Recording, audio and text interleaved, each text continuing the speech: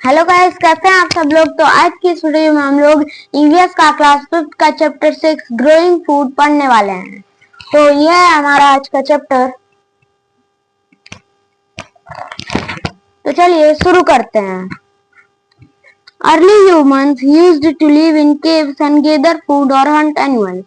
जो पुराने जमाने के लोग होते थे वो केव्स यानी कि गुफा में रहते थे और वहीं से अपना भोजन करते थे या फिर एनिमल जो होते थे उनको मार के उन्हें खाते थे। This is why they were called hunter gatherers. इसीलिए उन्हें हम लोग हंटर गेदरर्स भी कहते हैं। When they noticed by chance that seeds grow into new plants, they settled in one place and started growing plants. जैसे ही उन्होंने नोटिस किया कि जो सीड्स हैं वो मतलब ग्रो कर रहे हैं प्लांट्स में, तो वो एक जगह पे चले गए और वहां पे प्लांट्स की ग्रोइंग जो है उसे जारी रखा और अच्छे से उसे उगाया। और this made them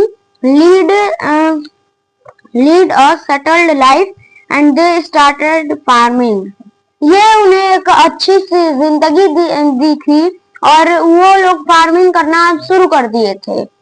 this is how agriculture began. इसी तरीके से एग्रीकल्चर की शुरुआत हुई थी। अब हम बात करेंगे एग्रीकल्चर की। India is a land of farmers. India एक किसानों की जगह है। Agriculture is the main occupation of Indian farmers. जो इंडियन फार्मर्स हैं उनका मेन ऑक्यूपेशन यानी कि उनकी जो मेन नौकरी होती है वही होती है agriculture. People who work on farms and manage crop production are known as farmers. जो लोग मतलब फार्म चलाते हैं और क्रॉप प्रोडक्शन को मैनेज करते हैं वो लोग फार्मर्स कहलाते हैं। India's diverse climate and geographical features allow for the cultivation of a wide variety of crops throughout the year.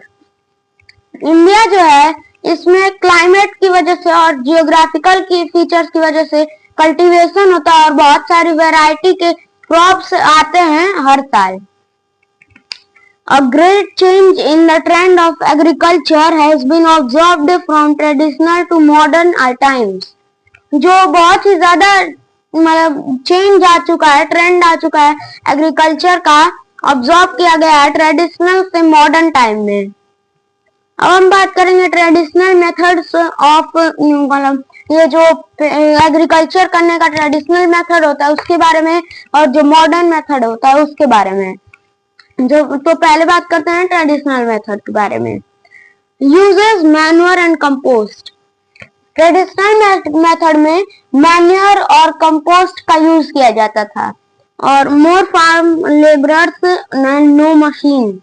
और ट्रेडिशनल मेथड में ज्यादातर लेबरर्स रहते थे, फार्म लेबरर्स, मशीन नहीं रहती थी।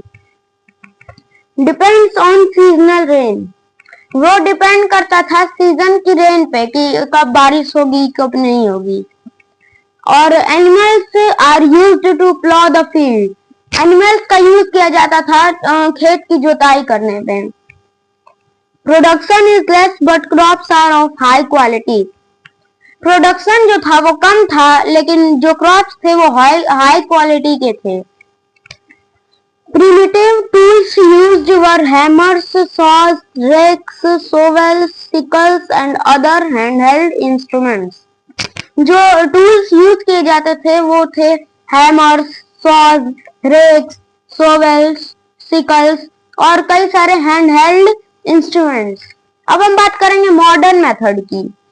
Modern method of agriculture uses chemical fertilisers.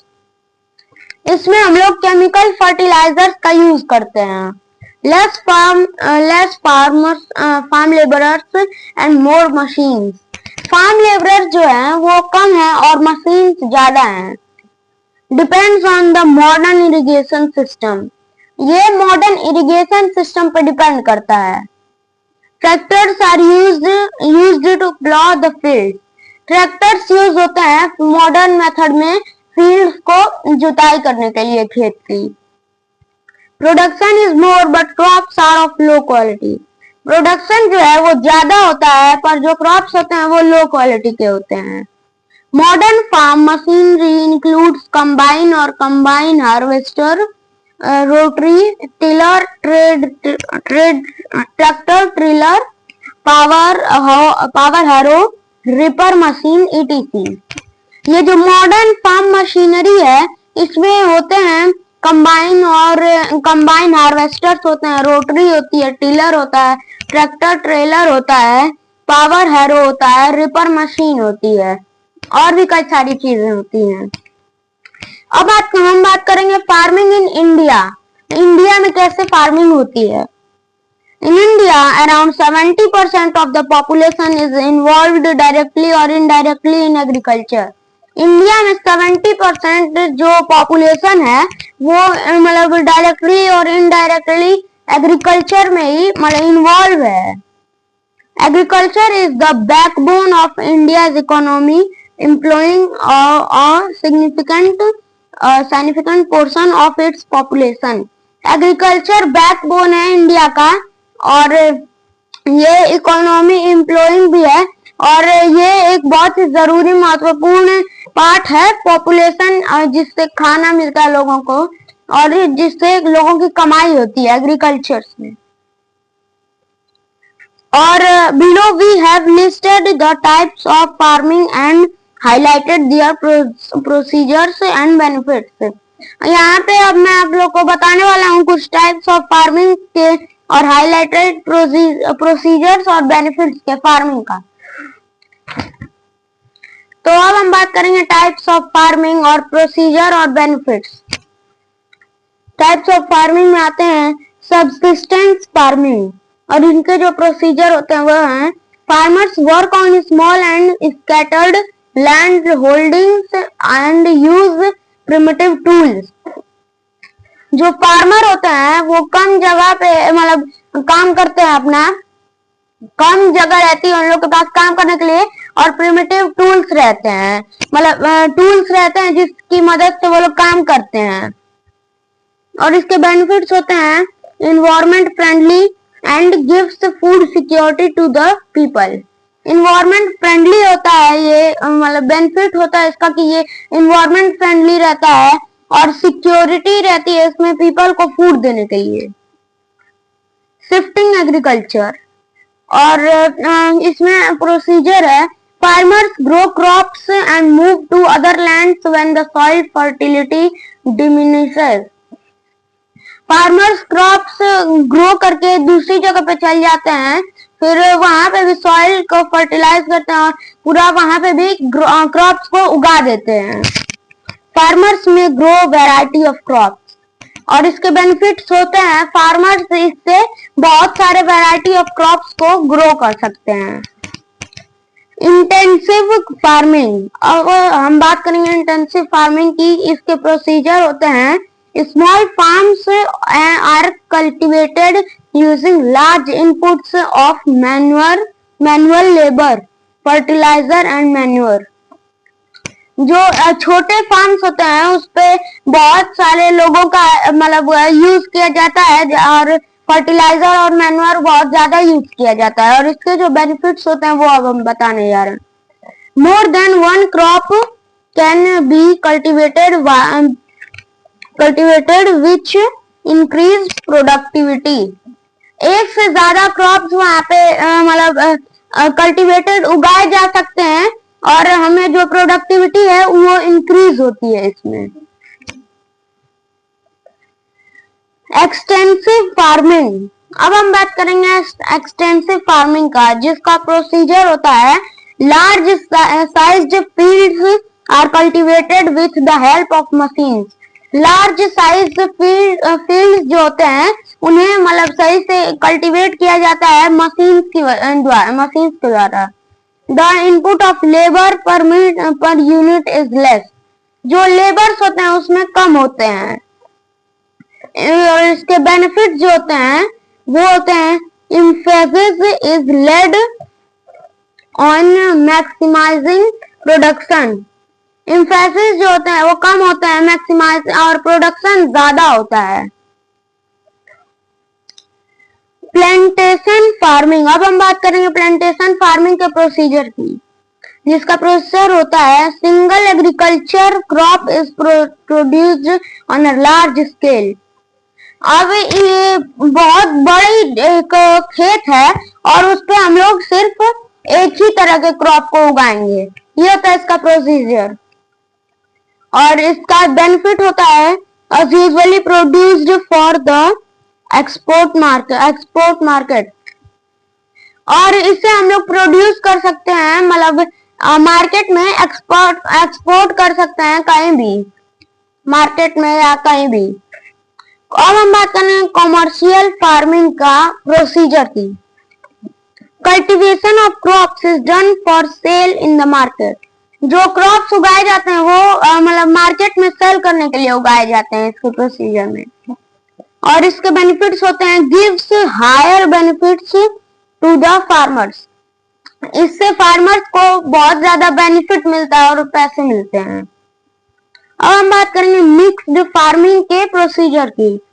इसका procedure है farming of crops and raising animals together. हम लोग क्रॉप्स को फार्मिंग करेंगे और उसमें एनिमल्स को मतलब उसमें एनिमल्स को भेजेंगे। और इसके बेनिफिट्स होते हैं insures study income for farmers. इससे मतलब स्टडी इनकम फॉर फार्मर्स, मतलब इससे फार्मर्स को स्टडी इनकम का पता चल जाता है। अब हम बात करेंगे क्रॉप प्रोडक्शन का। Crops are plants of the same kind that are cultivated or grown on large scale। Crops plants होते हैं सेम काइंड के जो कि कल्टीवेट उगाए जाते हैं एक बड़ी सी जमीन पे। Crops are grown both for domestic and commercial purpose। Crop जो होते हैं वो डोमेस्टिक और कॉमर्शियल दोनों पर्पस के लिए ग्रो किए जाते हैं। The process of growing crops is called cultivation. जो मतलब क्रॉप्स को ग्रो करने का प्रोसेस होता है उसे हम लोग कल्टीवेशन कहते हैं। India is a vast country and thus experiences different climatic conditions in different parts। India जो है एक वास्ट कंट्री है और इसमें एक्सपीरियंस रहता है कि डिफरेंट क्लाइमेटिक कंडीशंस कब आने वाले हैं, कहाँ पे लोगों का एक्सपीरियंस रहता है। So a variety of crops such as rice, wheat, maize etc. is grown in different parts of our country। इसीलिए एक वैरायटी ऑफ क्रॉप्स ग्रो होते हैं हमारी कंट्री के अलग अलग पार्ट्स में, जैसे कि राइस, व्हीट, मेज और भी कई सारे क्रॉप्स। अब हम बात करेंगे टाइप्स ऑफ क्रॉप्स का। There are 3 main types of crops grown in different seasons in India. Kharif crops, rabi crops and zaid crops. यहाँ पे 3 मेन क्रॉप्स होते हैं, 3 मेन टाइप्स ऑफ क्रॉप्स होते हैं जो कि अलग अलग सीजन्स में उगते हैं इंडिया में, जो कि होते हैं खरीफ क्रॉप्स और रबी क्रॉप्स और ज़ैद क्रॉप्स। सबसे पहले हम बात करते हैं खरीफ क्रॉप्स की। These are summer crops sown at the beginning of monsoon season in the month of June and harvested in the autumn season from September to October। Such crops require a lot of water and hot weather for proper growth। ये जो होते हैं खरीफ crops जो होते हैं वो summer crops होते हैं जो कि मॉनसून के स्टार्ट में उगाए जाते हैं जून के मंथ में, और ये हार्वेस्ट किए जाते हैं ऑटम सीजन में, जैसे कि सितंबर से अक्टूबर तक। Such crops require a lot of water and hot weather for proper growth। ये जो मतलब होते हैं क्रॉप्स, इन्हें बहुत ज्यादा पानी और हॉट वेदर की मतलब चाहिए होता है प्रॉपर ग्रोथ के लिए। Examples of such crops are rice, cotton, millets, maize etc। In crops के एग्जाम्पल्स होते हैं राइस, कॉटन, माइलेट्स और मेज। अब हम बात करेंगे रबी क्रॉप्स की। These are winter crops sown after the monsoon season in the month of October and harvested in the spring season from March to April. ये जो रबी क्रॉप्स होते हैं ये विंटर में उगाए जाते हैं, मॉनसून सीजन में ही, मतलब मॉनसून सीजन के बाद अक्टूबर के महीने में ये उगाए जाते हैं और फिर ये मतलब ये हार्वेस्ट होते हैं मार्च और अप्रैल के महीने में, जो कि स्प्रिंग सीजन होता है. Examples of these crops are wheat, mustard, gram, peas and linseed. इन क्रॉप्स का एग्जाम्पल्स होते हैं wheat, mustard, gram, peas और linseed. अब हम बात करेंगे ज़ैद क्रॉप्स की. These are short season crops grown in between the kharif and rabi crops. ये शॉर्ट सीजन क्रॉप्स होते हैं जो कि खरीफ और रबी क्रॉप्स के बीच में उगाए जाते हैं, बिटवीन मार्च एंड जून, मार्च और जून के बीच में. These crops mature early. ये क्रॉप्स जल्दी मैच्योर हो जाते हैं. These include cucumber, watermelon and muskmelon. इन जो ये होते हैं क्रॉप्स, इनमें होते हैं इंक्लूड रहते हैं कुकुम्बर, वाटरमेलन और मस्कमेलन. और मैं आपको एक बात बता दूं, rice is the most widely consumed staple grain in the world, feeding over half of the global population. Rice सबसे ज्यादा खाया जाने वाला पदार्थ होता है जो कि स्टेपल ग्रेन होता है. ये पूरी दुनिया में सबसे ज्यादा खाया जाता है. हाँ, पूरे हाफ ग्लोबल पॉपुलेशन इसे खाती है.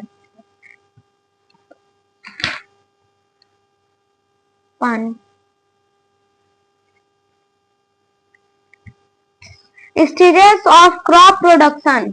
अब हम बात करेंगे क्रॉप प्रोडक्शन के स्टेजेस की. The different steps for farming are discussed in the table below.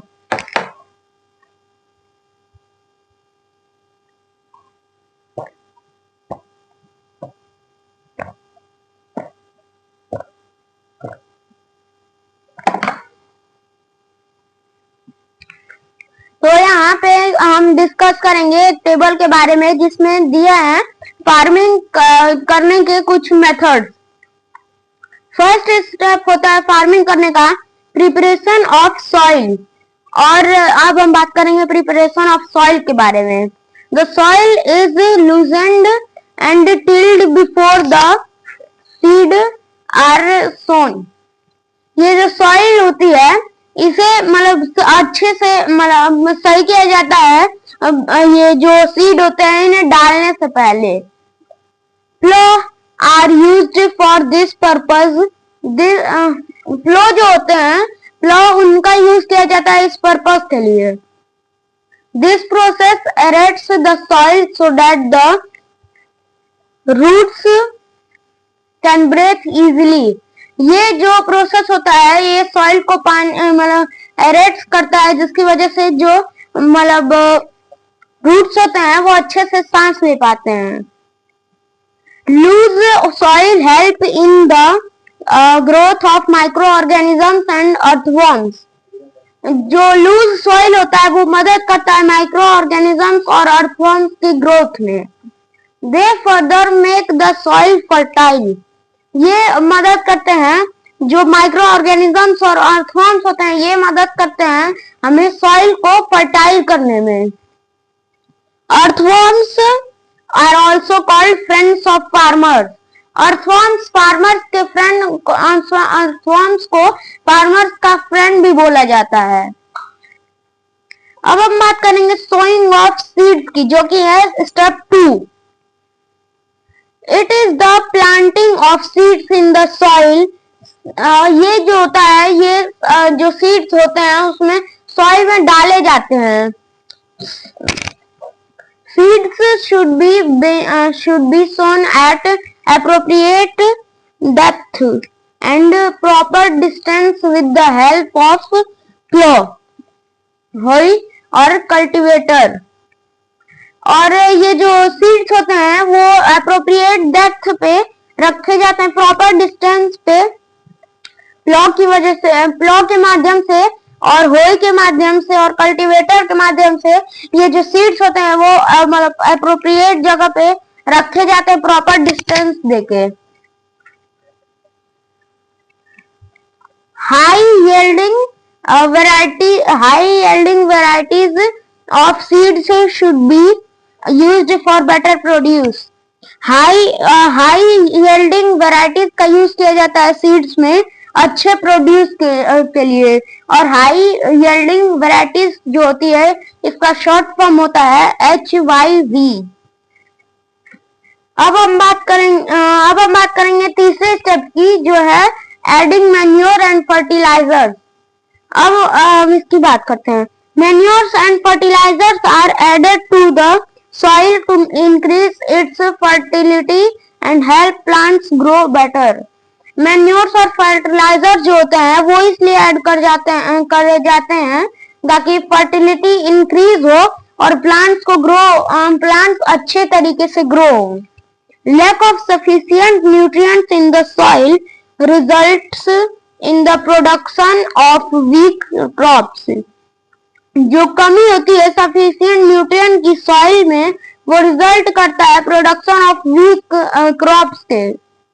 Manures and fertilizers replenish the soil with nutrients। Manures और फर्टिलाइजर जो होते हैं वो रिप्लेनिश करते हैं सॉइल को उनके न्यूट्रिएंट्स के साथ। अब हम बात करेंगे स्टेप 4 की जो है irrigation. Crops require water at regular intervals for proper growth. Crops जो होते हैं वो रिक्वायर किए जाते हैं वाटर को, मतलब क्रॉप्स जो होते हैं वाटर क्रॉप्स को रिक्वायर होता है रेगुलर इंटरवल्स पे उनके प्रॉपर ग्रोथ के लिए। The supply of water to the plants is known as irrigation.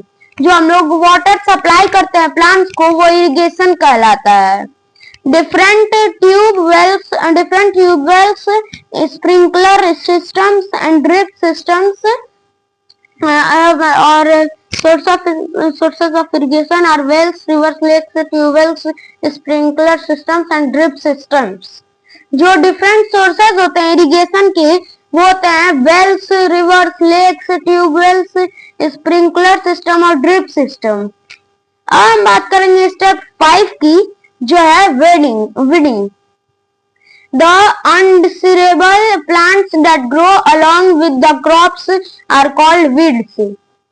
जो मतलब जिन प्लांट्स की जरूरत नहीं होती है जो कि ग्रो कर जाते हैं क्रॉप्स के साथ ही साइड में, उन्हें हम लोग वीड्स कहते हैं। The growth of these weeds needs to be prevented in order to enhance the growth of crops। ये जो ग्रोथ होता है, ये जो वीड्स का ग्रोथ होता है, इन्हें नीड होता है प्रिवेंटेड होता है order to enhance growth of crops. ये मतलब इन क्रॉप्स को इनकी जरूरत होती है, इनकी जरूरत नहीं होती है और इनहेंस करने के लिए, ग्रोथ करने के लिए क्रॉप्स को इनकी जरूरत नहीं होती है, इसीलिए वीडिंग की जाती है। The process of removing weeds is called weeding.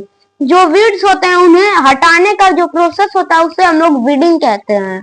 Chemicals called weedicides are used to remove weeds. एक केमिकल होता है वीडसाइड्स जिसे हम लोग वीड्स को रिमूव करने के लिए यूज करते हैं। अब हम बात करेंगे स्टेप 6 की जो कि है harvesting. The process of cutting and gathering crops after they mature is called harvesting. जो प्रोसेस होता है कटिंग का और गैदरिंग क्रॉप्स का उनके मैच्योर होने के बाद वो उसे हम लोग कहते हैं harvesting. It is done either manually using sickles or by using machines such as combine harvester। ये मतलब ये काम किया जाता है मैनुअली सिकल्स का यूज करके या फिर मशीन का यूज करके, जैसे कि combine harvester. The harvested grain is followed by threshing। The separation of grains from the harvested crops is called threshing। जो हार्वेस्टेड ग्रेन्स होते हैं वो कैसे हार्वेस्ट होते हैं? पहला मेथड होता है थ्रेसिंग, जो कि इस मेथड में हम लोग ग्रेन्स को सेपरेट करते हैं। हार्वेस्टेड क्रॉप्स को ग्रेन्स को उनके छिलकों से सेपरेट करते हैं, और इसमें हार्वेस्टेड क्रॉप्स को ही उनके छिलकों से सेपरेट करते हैं, और यही प्रोसेस हम लोग का थ्रेसिंग कहलाता है। और दूसरा प्रोसेस है winnowing. The separation of grains and chaff is called winnowing. जो सेपरेशन का प्रोसेस होता है ग्रेन्स और चाफ में, वो ही विनोइंग कहलाता है। अब हम बात करेंगे अपने आखिरी स्टेप का, जो कि है step 7, storage. Once the crop is harvested, it is very important to store it properly to protect it from insects, pests, rodents and fungal diseases. एक बार जब क्रॉप हार्वेस्टेड हो गया, इसे तो इम्पोर्टेंट होता है इसे स्टोर करके रखना अच्छे से, ताकि इसमें इंसेक्ट्स ना आए, पेस्ट्स ना आए, रोडेंट्स ना आए और फंगल डिजीजेस ना आए। Grains should be sun dried properly before storing so as to reduce the moisture content, as bacteria can easily grow in the presence of moisture. Grain जो होते हैं वो पहले सन की धूप में ड्राई किए जाते हैं अच्छे से, ताकि स्टोर करते वक्त उसमें मॉइस्चर ना हो, इसलिए उसमें बैक्टीरिया ना आए, क्योंकि अगर मॉइस्चर रहेगा तो आराम से उसमें बैक्टीरिया आ सकते हैं। Grains are stored in gunny bags, silos and granaries. Grains जो होते हैं वो स्टोर किए जाते हैं गिनी बैग्स में, सिलोज में और ग्रैनरीज में। अब हम बात करेंगे असिस्टेंस फ्रॉम द गवर्नमेंट। तो to improve the life of farmers, the following steps should be taken by the government. Farmers की लाइफ को इम्प्रूव करने के लिए ये स्टेप्स गवर्नमेंट के द्वारा लिए गए। पहला स्टेप है agriculture loans should be made easily available to farmers at low interest rates. Agriculture loans जो होते हैं वो फार्मर्स के लिए इजीली लो इंटरेस्ट रेट पे बना दिए गए हैं। अब हम पेज टर्न करते हैं। सेकेंड जो है वो है good quality seeds, fertilizers, machines etc should be made available at subsidized prices. जो अच्छी सीड्स हैं, फर्टिलाइजर्स हैं, मशीन्स हैं, वो मतलब अवेलेबल की गई हैं और सब्सिडाइज्ड की गई हैं, प्राइसेस में अच्छे कम प्राइसेस में अवेलेबल की गई हैं फार्मर्स के लिए। Farmers should be insured a good price for their produce. Farmers को अच्छा प्राइस मिलता है उनके प्रोड्यूस के लिए। अब हम बात करेंगे बंगाल फैमिने की। Famine is an extreme shortage of food due to many natural causes such as earthquakes, cyclones, droughts, floods और less rainfall। जो फैमिने होता है वो एक्सट्रीम शॉर्टेज ऑफ फूड होता है, जो कि नेचुरल कॉजेस की वजह से आता है। और ये नेचुरल कॉजेस होते हैं अर्थक्वेक्स, साइक्लोन्स, ड्रॉट्स, फ्लड्स और लेस रेनफॉल। और ये जो it can also occur due to man-made causes such as wars or ignorance from the government's end। ये man-made causes से भी होता है, जैसे कि wars से और ignorance from the government's end से। One example of the worst man-made famines is the Bengal famine। जो सबसे बुरा man-made famines होता है वो होता है Bengal famine. The Bengal famine happened in 1943 during the second world war. ये जो बंगाल फैमिने हुआ था वो हुआ था 1943 में, सेकेंड वर्ल्ड वॉर की वजह से। सेकेंड वर्ल्ड वॉर की जब हुआ था तभी। India was under the British rule during this time India इस वक्त ब्रिटिश रूल के नीचे था. Britishers were afraid of the fact that the Japanese would invade India through army will be left with nothing to eat. Through Bengal britishers बहुत ही डर चुके थे जापानीज से इंडिया को लेके बंगाल में. Therefore, they planned to burn the rice fields in Bengal so that the Japanese army will be left with nothing to eat. उन्होंने सोचा ब्रिटिशर्स ने कि हम सारे राइस फील्ड्स बंगाल के जला देते हैं जिससे कि जापानीज आर्मी के लिए कुछ भी खाने के लिए नहीं रहेगा. They also stopped the supply of grains to the Bengal. वो उन्होंने सप्लाई ऑफ ग्रेन्स भी कम मतलब बंद कर दिया बंगाल को. बंगाल के लिए सप्लाई ऑफ ग्रेन्स भी स्टॉप कर दिया यानी कि रोक दिया. No food was distributed for common man due to which almost 3 million people in Bengal died because of starvation, malnutrition and diseases. और फूड ना डिस्ट्रीब्यूट करने की वजह से कॉमन मैन भी ऑलमोस्ट लगभग 3 मिलियन लोग मर गए थे. स्टारवेशन,